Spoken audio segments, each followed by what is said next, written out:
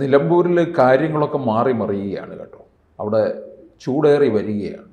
മറ്റൊന്നുമല്ല, ഉപതെരഞ്ഞെടുപ്പിലേക്ക് കാര്യങ്ങൾ അടുത്തു കഴിഞ്ഞു എന്നുള്ളതാണ്. അപ്പോൾ ആരായിരിക്കും രംഗത്തിറങ്ങാൻ പോകുന്നത് എന്നുള്ളതും പ്രധാനമാണ്. കാരണം ഏത് തരത്തിൽ അവിടെ സർക്കാരിന് തിരിച്ചടി ഉണ്ടാക്കാം എന്നുള്ളതാണ് അൻവർ ലക്ഷ്യമിടുന്നത്. അതെ അതെ, എനിക്ക് തോന്നുന്നത് പി വി അൻവർ ആയിരിക്കില്ല അവിടെ സ്ഥാനാർത്ഥി എന്ന് തന്നെയാണ്. പി വി അൻവറിൻ്റെ ഒരു നോമിനിയുണ്ട്, വി എസ് ജോയി എന്നാണ് അദ്ദേഹത്തിൻ്റെ പേര്.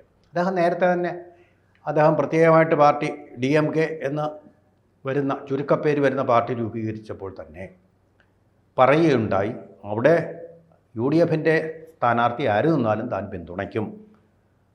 പക്ഷേ ഷൗക്കത്ത് നിന്നാൽ ജയിക്കുമോ എന്നുള്ള കാര്യം അൻവറിൻ്റെ ബദ്ധവൈരിയാണ്. കീരിയും പാമ്പും പോലെ, അല്ലെങ്കിൽ എലിയും പൂച്ചയും പോലാണ്. നിന്നാൽ ജയിക്കുമെന്നുള്ളത് സംശയമാണെന്ന് പറഞ്ഞിട്ട് VS ജോയി ആണെങ്കിൽ വിജയിക്കുമെന്നുള്ളത് ഉറപ്പാണ് എന്നും അദ്ദേഹം പറഞ്ഞു. എന്താണ് അതിൻ്റെ അടിസ്ഥാനം? അവിടെ ഒരു ക്രിസ്ത്യൻ ലോബി ഉണ്ടോ? കുടിയേറ്റക്കാരായിട്ടുള്ള കർഷകരെ കാണുമെന്നല്ലാതെ അതിനപ്പുറം അവരുടെ ഒരു ബലതന്ത്രമുള്ള ഒരു സ്ഥലവും ഒന്നുമല്ല നിലമ്പൂർ. ഇപ്പോൾ ആയിട്ടുണ്ടോ എന്ന് അറിയില്ല. അങ്ങനെ അവൻ സാധ്യത വളരെ കുറവാണ്. അതല്ല, മറ്റെന്തോ കാരണങ്ങളുണ്ട്. അപ്പോൾ VS ജോയിയോട് ഒരടുപ്പം അൻവറിനുള്ളത് കൊണ്ട് നല്ല കാര്യം തന്നെ, അതുകൊണ്ടായിക്കോട്ടെ. പക്ഷേ ഇപ്പോൾ സംഭവിക്കാൻ പോകുന്നത്, ഇപ്പോൾ UDFൻ്റെ തരംഗത്തിൽ VS ജോയി ജയിച്ചു എന്നും വിചാരിക്കുക. ഇവിടെ ഒരു കുഴപ്പമുണ്ടാവാൻ പോകുന്നത്, ഇപ്പോൾ തൃണമൂൽ കോൺഗ്രസിൻ്റെ നേതാവായിട്ടുള്ള അതിൻ്റെ ഏറ്റവും വലിയ നേതാവായിട്ടുള്ള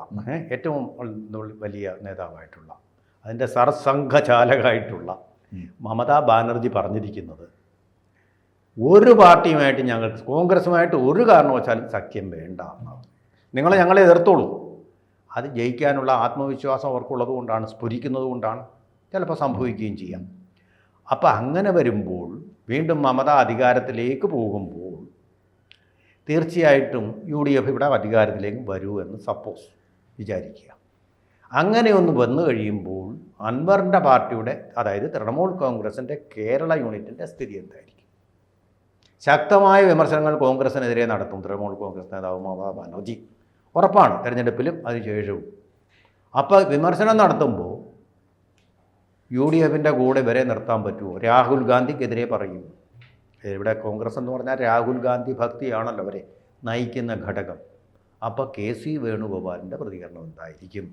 ആ കിച്ചൺ ഉണ്ടല്ലോ, അടുക്കള, രാഹുൽ ഗാന്ധിയുടെ അടുക്കള, അതിൻ്റെ ഭാഗമായിട്ടുള്ള ഖാർഗെയും രാഹുൽ ഗാന്ധിയും എടുക്കുന്ന KC വേണുഗോപാലും ഒക്കെ എടുക്കേണ്ടി വരുന്ന നിലപാടെന്തായിരിക്കും?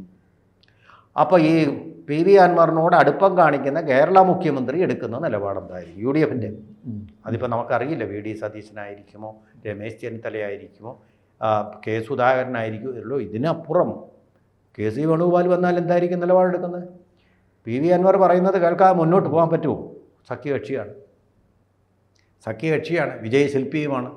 അപ്പോൾ അതുകൊണ്ട് അങ്ങനൊരു സ്ഥിതി വരുമ്പോൾ എന്തായിരിക്കും? താഴെക്കുഴാന്നായി തീരും. അതായത് ജനതാദൾ U BJPയോടൊപ്പം പോയപ്പോൾ ഉണ്ടായ ഇവിടുത്തെ ഒരു സംഭ്രമം നമ്മൾ ഒരു കൺഫ്യൂഷൻ നമ്മൾ കണ്ടതാണല്ലോ. അപ്പോൾ എന്നതുപോലെ ഒരു സ്ഥിതിയിലേക്ക് കാര്യങ്ങൾ നീങ്ങും. അതാണ് സംഭവിക്കാൻ പോകുന്നത്. അത് അവരെടുക്കേണ്ട നിലപാടുകളിലെല്ലാം ആശയക്കുഴപ്പമല്ലായിരുന്നോ? ജനതാദൾ യുവിന് പേര് തന്നെ മാറ്റി പുതിയ പാർട്ടി എന്ന് പറഞ്ഞ് അവിടെ പകുതി വഴിയായി അട്ടർ കൺഫ്യൂഷൻ. ആ ഒരു സ്ഥിതിയിലേക്ക് പോകും. രാഹുൽ ഗാന്ധിയെ തുടർച്ചയായിട്ട് ചീത്ത വിളിച്ചുകൊണ്ടിരിക്കും മമതാ ബാനർജി എന്നുള്ള ഉറപ്പാണ്. കാരണം രാഹുൽ ഗാന്ധി അവിടെ പോയി മമതാ ബാനർജിയെ എതിർക്കാതിരിക്കാൻ പറ്റില്ല. AAPയുടെ കേജ്രിവാളിനെ എതിർത്തപ്പോൾ അദ്ദേഹം പറയുക തന്നെ ചെയ്യും. ഇതിനിടയ്ക്ക് അൻവർ വേറെ ചില നീക്കങ്ങൾ നടത്തുന്നുണ്ട്. അതായത് തൃണമൂൽ കോൺഗ്രസുമായിട്ടുള്ളൊരു ബന്ധമാണല്ലോ ഉള്ളത്. അപ്പോൾ ഈ കോഴിക്കോടും കണ്ണൂരിലും ഒക്കെ ജില്ലാ കളക്ടർ ആയിരുന്ന ഒരു ബംഗാൾ കേഡറിലെ മുതിർന്ന IAS ഉദ്യോഗസ്ഥൻ വഴിയാണ് ഈ തൃണമൂലുമായിട്ട് മമതയുമായിട്ട് അൻവറിനെ ബന്ധിപ്പിച്ചത്. അത് ശരി. അങ്ങനെ വരുമ്പോൾ ആ ബന്ധം വളരെ ശക്തമായിട്ട് കൊണ്ടുവരികയും ഏപ്രിൽ മാസത്തില് രാജ്യസഭാ സീറ്റിലേക്ക് ബംഗാളില് ഒരു 5 സീറ്റ് ഒഴിവ് വരുന്നു. അതിലൊന്ന് അൻവർ ആയിരിക്കും. അതൊരു എക്സ്ക്ലൂസീവായിട്ടുള്ള ഇൻഫർമേഷനാണ്, എക്സ്ക്ലൂസീവായിട്ടുള്ളതാണ്. അപ്പോൾ മറ്റ് പത്രങ്ങൾക്കൊന്നും കിട്ടാത്തൊരു വിവരമാണെന്ന് തോന്നുന്നു. അങ്ങനെയാണെങ്കിൽ അൻവറിനെ സംബന്ധിച്ചിടത്തോളം വലിയൊരു നേട്ടമായിരിക്കും. രാജ്യസഭയിലേക്ക് പോകാൻ സാധിക്കില്ല. അത് കാണാതെ അൻവർ പോകുമെന്ന് തോന്നുന്നുണ്ടോ ഇവിടുന്ന്? അതെ, CPM-ലേക്ക് പോലും CPM-ൽ ആജീവനാന്തകാലം വരുന്നാലും അത് കിട്ടാൻ പോകുന്നില്ല. അവർക്ക് ചില ആൾക്കാരുണ്ട്, ജോൺ ബ്രിട്ടാസിനെ പോലെ. അതെ, ഇതിനേക്കാളൊക്കെ കഴിവുള്ള, രാജ്യസഭയിൽ സംസാരിക്കാൻ കഴിവുള്ള എത്രയോ പേരുണ്ട്. ബ്രിട്ടാസ് അടിച്ചുകൊണ്ട് പോയി. മണ്ണും ചാരി എന്നവൻ പെണ്ണും കൊണ്ട് പോയെന്ന് പറഞ്ഞ പോലെ അടിച്ചുകൊണ്ട് പോയില്ലേ? എന്ത് ക്വാളിഫിക്കേഷൻ ഉണ്ടായിട്ടാ? CPM-ന്റെ കൊടി പിടിച്ച് നടന്ന ആളാണ്, പെട്ടി വന്ന് നടന്ന ആളാണ്, അല്ലെങ്കിൽ എന്തെങ്കിലും ജനകീയമായ പ്രവർത്തനം കാഴ്ചവെച്ചതാണ്? ഇനി പത്രപ്രവർത്തകത്തിന്റെ അത്യുന്നതിയിലേക്ക് പോയ ആളാണോ? ദേശാഭിമാനി തന്നെ അതിനേക്കാൾ ശക്തരായിട്ടുള്ള എത്രയോ പത്രപ്രവർത്തകരുണ്ട്, ജേർണലിസം അറിയാവുന്ന എത്രയോ പേരുണ്ട്. അതൊന്നുമല്ല പരിഗണന, വേറെ പരിഗണനകളാണ്. അങ്ങനെ വെച്ച് നോക്കുമ്പോൾ പക്ഷേ അതിനകത്ത് എനിക്ക് വളരെ CPM-ൽ എനിക്ക് തോന്നിയിട്ടുള്ള ഒരു രാജ്യസഭാ എം പി എന്ന് പറഞ്ഞ ശിവദാസൻ കേട്ടോ. മിടുക്കനാണ്, ഡോക്ടർ ശിവദാസൻ. അല്ല, മിക്കവാറും CPM-കാരെല്ലാം പാർട്ടി കൂടെ വളർന്നു വന്നവരെല്ലാം നല്ല മിടുക്കന്മാരാണ്. റഹീമും എനിക്ക് തോന്നുന്നു അത് കഴിഞ്ഞാൽ പിന്നെ വരുന്ന ബ്രിട്ടാസാണ്. ചുമ്മാ വിവരക്കേടുകളെ ഈ ഒച്ചയുണ്ടാക്കിക്കൊണ്ട് ഒരു കമ്പോളാന്തരീക്ഷം അവിടെ സൃഷ്ടിക്കുന്നതിനപ്പുറം കാര്യമായ ഗഹനതയോടുകൂടി എന്തെങ്കിലും കാര്യങ്ങൾ അദ്ദേഹം പഠിച്ച് പറയുന്നതായിട്ട് എനിക്ക് തോന്നിയില്ല. ബംഗാളിൽ നിന്ന് വരുന്നവരൊക്കെ എത്ര കാര്യമായിട്ട് പഠിച്ചാണ് അവിടെ. പിന്നെ ജ്യോതിർമയി ബസു, നമ്മൾ അത്ഭുതപ്പെട്ടു പോകും. അതുപോലെ തന്നെ വിമൻ ദ എന്നാണ് അറിയപ്പെടുന്നത്, ബഹുമാന്യരായിട്ടുള്ള നേതാക്കൾ. അതുപോലെ തന്നെ അവിടെ ഇന്ദ്രജിത്ത് ഗുപ്ത, ഇങ്ങനെയൊക്കെ ആളുകൾ ഇവിടെ. നമ്മൾ ഒന്നും പോട്ടെ, C. രാജേശ്വർ റാവു എത്ര ഭംഗിയായിട്ട് കാര്യങ്ങൾ പഠിച്ചാണ് അവതരിപ്പിച്ചുകൊണ്ടിരുന്നത്.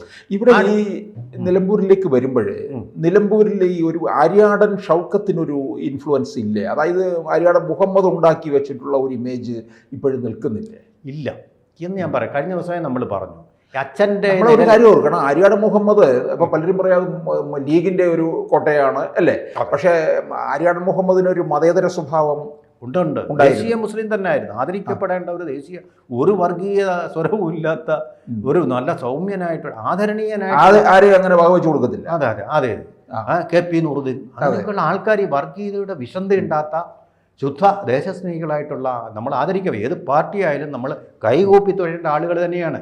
ഇപ്പം ഇദ്ദേഹത്തിന് ആര്യാടൻ്റെ ഒരു കുഴപ്പം, സിഗരറ്റുകൾ ഇങ്ങനെ ബാധിച്ചു, അല്ലെങ്കിൽ അദ്ദേഹം ഇപ്പോഴും ജീവിച്ചിരുന്നു പോയി. സത്യം, നമുക്ക് വലിയൊരു നഷ്ടം ഉണ്ടാക്കിയ ഒരു നേതാവാണ്.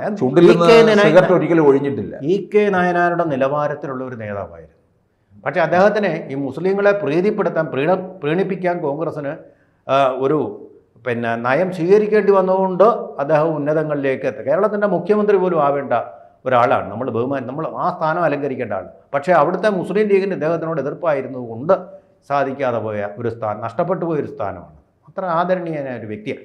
പക്ഷേ നമ്മൾ ഷൗക്കത്തിലേക്ക് വരുമ്പോൾ അത് കിട്ടില്ല. നമ്മൾ കഴിഞ്ഞ ദിവസത്തെ ചർച്ച ചെയ്ത KM മാണിയുടെ പ്രഭാവം ഉണ്ടാക്കാൻ ജോസ് കെ മാണിക്ക് കഴിയുമോ? ഇനി ഒരിക്കലും കഴിയാൻ പോകുന്നില്ല. അതുണ്ടാകത്തില്ല. TM ജേക്കബിൻ്റെ ആ ഒരു പ്രഭാവം ഉണ്ടാക്കാൻ കഴിയുമോ? KSCയുടെ കേരള സ്റ്റുഡൻസ് കോൺഗ്രസ്, അവരുടെ വിദ്യാർത്ഥി വിഭാഗം, അതിൻ്റെ നേതാവൊക്കെ ആയിരുന്നു മാറിവാനിയോസ് കോളേജിൽ. അദ്ദേഹം നന്നായിട്ട് സംസാരിക്കുകയൊക്കെ ചെയ്യും. പക്ഷെ ഒരിക്കലും ആ ഉയരത്തിൽ വരില്ല. ഇപ്പോൾ നമ്മുടെ PJ ജോസഫിൻ്റെ മകനും ഒരിക്കലും ആ ഉയരത്തിലേക്ക് എത്താൻ പറ്റുകയില്ല. K. കരുണാകരൻ്റെ മകനാണ്, രണ്ടുപേരുണ്ട്, പത്മജ വേണുഗോപാലുണ്ട്, K. മുരളീധരനുണ്ട്. കുറച്ച് നല്ല മിടുക്കനാണ്. പക്ഷെ ഞാൻ പറയുന്ന K. കരുണാകരൻ്റെ ഉയരത്തിലേക്ക് എത്താൻ പറ്റില്ല. അത് പറ്റില്ല. ഈ ഉണ്ടാക്കി വെച്ച ഈ ആര്യാടൻ്റെ ഒരു ഉയരം എന്ന് പറയുന്നത് നമ്മൾ മനസ്സിലാക്കുന്നില്ല ശരിക്കും. അദ്ദേഹത്തിനെ പോലെ ഇത്ര വിവാദങ്ങൾക്ക് അതീതനായിട്ടുള്ള ഒരു കോൺഗ്രസ് നേതാവായിട്ട് ഇരിക്കാൻ പറഞ്ഞാൽ അത് വലിയൊരു അത്ഭുതം. ഇത് വളരെ ഓണസ്റ്റായിട്ടുള്ള മനുഷ്യനായിരുന്നു അദ്ദേഹം. ഇപ്പം അതുപോലെ തന്നെ EK നായനാരെ പോലെ കാര്യങ്ങൾ വെട്ടിത്തുറന്നും പറയും. അങ്ങനെ ഒരു നേതാവായിരുന്നു അദ്ദേഹം. അപ്പം ഇങ്ങനെ കോൺഗ്രസ്സിന് ഇപ്പോൾ ഒരു നേതാവില്ല. ആ ഉയരത്തിലെ ഷൗക്കത്ത് സിനിമയൊക്കെ ദൈവനാമത്തിൽ നല്ല സിനിമയാണ്, നല്ലൊരു സിനിമാ സംവിധായകനാണ്. പക്ഷേ ഒരു നല്ല രാഷ്ട്രീയ സംവിധായകനല്ല അദ്ദേഹം. അങ്ങനെയല്ല. ആൾ സുമുഖനുമാണ്, സുന്ദരനുമാണ്. ആര്യാടൻ ആ സൗന്ദര്യം കൊണ്ടൊന്നും അല്ല, അദ്ദേഹത്തിൻ്റെ ആത്മാർത്ഥത കൊണ്ട്, സത്യസന്ധത കൊണ്ട്, കോൺഗ്രസിൻ്റെ ആ സംസ്കാരം കൊണ്ട്, കോൺഗ്രസിൻ്റെ സംസ്കാരത്തിൻ്റെ പതാകവാഹകനായതുകൊണ്ടും നേടിയ ഉയരങ്ങളാണ്. പക്ഷെ അങ്ങനെ ഈ അൻവറുമായിട്ടൊരു വൈരത്തോടുകൂടി ഷൗക്കത്ത് നിൽക്കുമ്പോൾ അവിടെ ഷൗക്കത്ത് പാലം വലിക്കുമെന്നുള്ളതാണ് അറിയുന്നത്. ഷൗക്കത്ത് അങ്ങനെ പാലം വലിക്കുകയൊന്നുമില്ല. മലബാറിലെ അങ്ങനെ പാലം വലിക്കുന്നവരെ, നേരിട്ട് പറയുന്നവർ അങ്ങനെ ചെയ്യാൻ സാധ്യതയില്ല.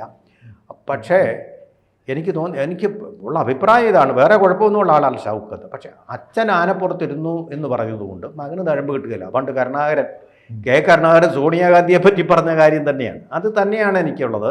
അദ്ദേഹത്തോട് സകലവിധ സിമ്പതിയുണ്ട്. PV അൻവറിനെ പോലെ തന്ത്രശാലിയായ പണമൊഴുക്കാൻ കഴിവുള്ള യാതൊരു രാഷ്ട്രീയ ധാർമ്മികതയും പാലിക്കാത്ത ഒരാൾ പയറ്റുന്ന തന്ത്രങ്ങളോട് പിടിച്ചു നിൽക്കാൻ ഇദ്ദേഹത്തിന് കഴിയില്ല. പക്ഷേ ഷൗക്കത്തിന് എന്തായാലും ഒരു സീറ്റ് കൊടുത്തേ പറ്റുകയുള്ളൂ എന്നുള്ളതാണ്. അതായത് ഒരു ഉദാഹരണം പറയാം. ചന്തുവിനോട് പിടിച്ചു വടക്കം വീരകഥയിലെ തിരുത്തി എഴുതിയ കഥയിലല്ല, നമ്മുടെ നാടോടി വാങ്മയത്തിലെ വടക്കൻ പാട്ടുകളിലെ ചന്തുവിനോട് പിടിച്ചു നിൽക്കാൻ ആരോമൽ ചേകവർക്ക് കഴിഞ്ഞില്ല എന്നതുപോലെ ഷൗക്കത്തിന് PV അൻവറിൻ്റെ തന്ത്രങ്ങൾക്ക് കപടതന്ത്രങ്ങളും അദ്ദേഹം ഉപയോഗിക്കും. ഒരു വ്യവസായിയാണല്ലോ അദ്ദേഹം. അങ്ങനെ അത് പോയി പഠിച്ചാണ്. അതിനു മുമ്പിൽ പിടിച്ചു നിൽക്കാൻ തീർച്ചയായിട്ടും ഷൗക്കത്തിന് കഴിയുകയില്ല എന്നുള്ളതുമാണ് എൻ്റെ വിശ്വാസം. അപ്പോൾ അൻവർ രാജ്യസഭ MP ആയിട്ട് വരുമ്പോൾ അത് വലിയ ഒരുപാട് കാര്യങ്ങൾ അദ്ദേഹം ആളുകൾക്ക് ചെയ്തു കൊടുത്ത് അദ്ദേഹത്തിൻ്റെ ബേസ് വീണ്ടും തൃണമൂലിൻ്റെ ബേസ് കേരളത്തിൽ വർദ്ധിപ്പിക്കും. പക്ഷേ അത് കോൺഗ്രസുമായിട്ടൊരു കലഹത്തിലേക്ക് പോയി ആ ഒരു പിണങ്ങിപ്പോവാനും അദ്ദേഹം മടിക്കില്ല എന്നുള്ള കാര്യം കൂടി നമ്മൾ ഓർക്കണം.